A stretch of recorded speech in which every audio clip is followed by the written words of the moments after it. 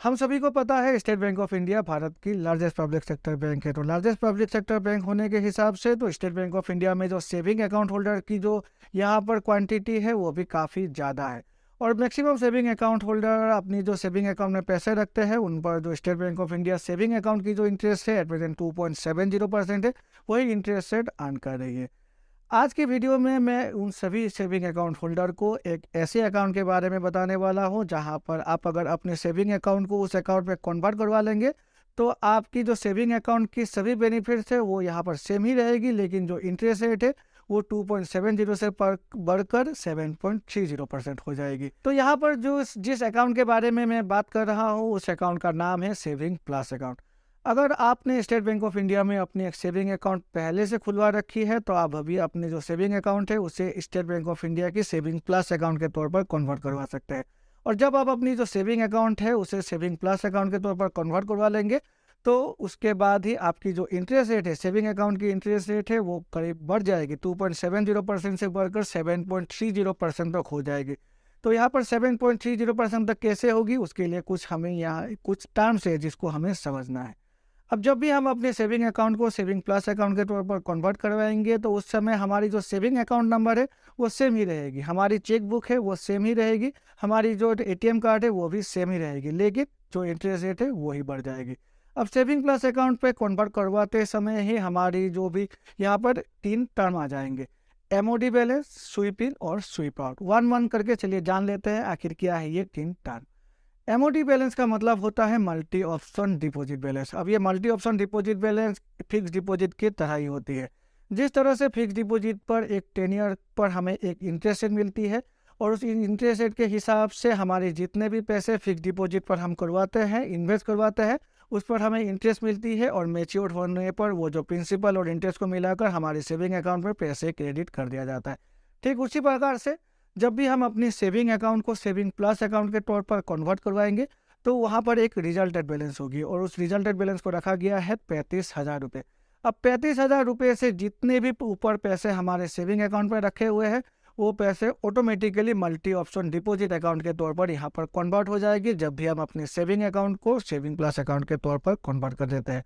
अब जो भी पैसे हैं हमारे मल्टी ऑप्शन डिपॉजिट पर उस पर हमें 2.70% इंटरेस्ट रेट नहीं मिलेगी, बल्कि 1 सालों की जो फिक्स डिपॉजिट की इंटरेस्ट रेट होती है वही मिलेगी। और इसीलिए मैंने आपको कहा अगर आप एक जनरल पब्लिक है तो एट प्रेजेंट 6.80% इंटरेस्ट रेट दिया जा रहा है 1 साल की फिक्स डिपॉजिट पर, और अगर आप एक सीनियर सिटीजन है तो 7.30% इंटरेस्ट रेट दिया जा रहा है 1 साल की फिक्स डिपॉजिट पर। अब जब भी हम अपने सेविंग अकाउंट को कन्वर्ट करवा देंगे सेविंग प्लस अकाउंट में तो हमारी रिजल्टेंट बैलेंस को छोड़कर जितने भी पैसे एमओडी बैलेंस के तौर पर कन्वर्ट हो जाएगी उस पर हमें 6.80 से 7.30% इंटरेस्ट रेट मिल जाएगी। अब एग्जांपल देकर समझा देता हूँ जिससे आपको समझने में आसानी होगी। अब से मेरे सेविंग अकाउंट में 1 लाख रुपये थे। अब 1 लाख रुपये जब भी मेरी सेविंग अकाउंट पे थे 2.70% मुझे इंटरेस्ट रेट मिल जा रही थी। अब मैंने अपनी सेविंग अकाउंट को सेविंग प्लस अकाउंट के तौर पर कन्वर्ट करवा दिया। तो जब मैंने सेविंग प्लस अकाउंट के तौर पर कन्वर्ट करवाया उसी समय 35,000 जो कि रिजल्टेड बैलेंस है वो मेरी सेविंग अकाउंट पर रह जाएंगे और उसके बाद जो 65,000 बच जाते हैं वो एज ए एमओडी बैलेंस यहाँ पर कन्वर्ट हो जाएंगे। और एमओडी बैलेंस के तौर पर जैसे ही वो कन्वर्ट हो जाएंगे उस समय वो जो 65,000 है उस पर मुझे 6.80%, अगर मेरी उम्र 60 सालों से नीचे है वो इंटरेस्ट रेट मिलेगी, अगर मेरी उम्र 60 सालों से ऊपर है तो 7.30% उसी समय से मिल जाया करेगी मेरी 65,000 रुपीज़ पर।